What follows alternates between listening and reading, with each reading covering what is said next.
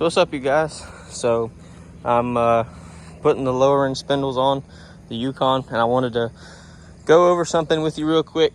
I'm not gonna go into detail about what parts or what tools you're gonna need to take the front suspension apart.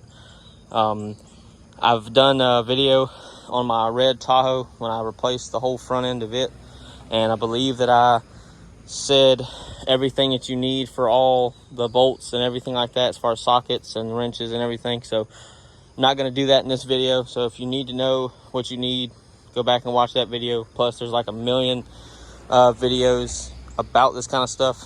So anyways, back to it. So like I said, I'm putting in drop spindles, and a lot of people are probably going to say, well, what the hell is a drop spindle? So for those that are wondering, this is the factory driver's side spindle. This is the lowering spindle. So as you can see, these holes right here, which is where the wheel bearing goes and the CV axle passes through, are not in the same location. So if I go and look at them side by side and put the bottom to the bottom, you can see that this is a lot higher up than this is. So this is actually raised up 2 inches from the center of where it's going to sit on the vehicle. So let's say that the center of the wheel is right here at factory ride height. Well, it moves the wheel position up 2 inches.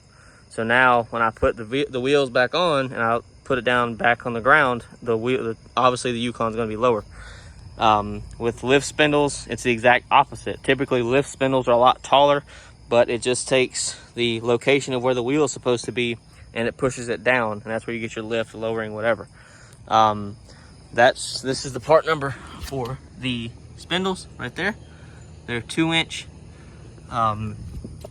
This is probably the best time, if you're going to do stuff like this, to rebuild the front end of your vehicle, like change wheel bearings, change brakes, calipers, whatever the case may be. Another good thing about me living in Georgia is I don't have to deal with rust. So the wheel bearing, you can see, is over there. I didn't have to beat it out, didn't have to hammer the shit out of it. It just came right out, which is good. I haven't done the passenger side, so I don't know how that side is going to be.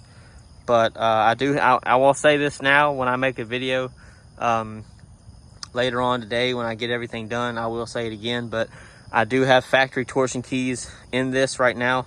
They're not turned up a whole lot, so when I show them, it is going to look different.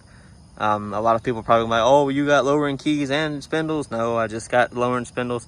I have 2-inch keys that I could put in this if I wanted to and have 4 inches of drop, but I don't want that much. That's way too much for me anyway. I'm not trying to tub the front end of my vehicle. So anyway, I just figured I'd show that real quick, that and to show the part number.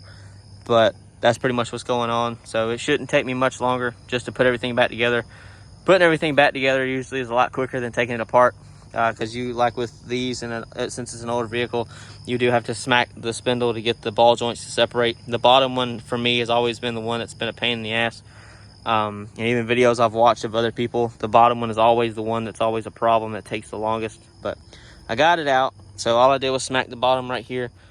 You could still reuse this spindle, like if somebody needed it because theirs was in a wreck and it's bent or whatever.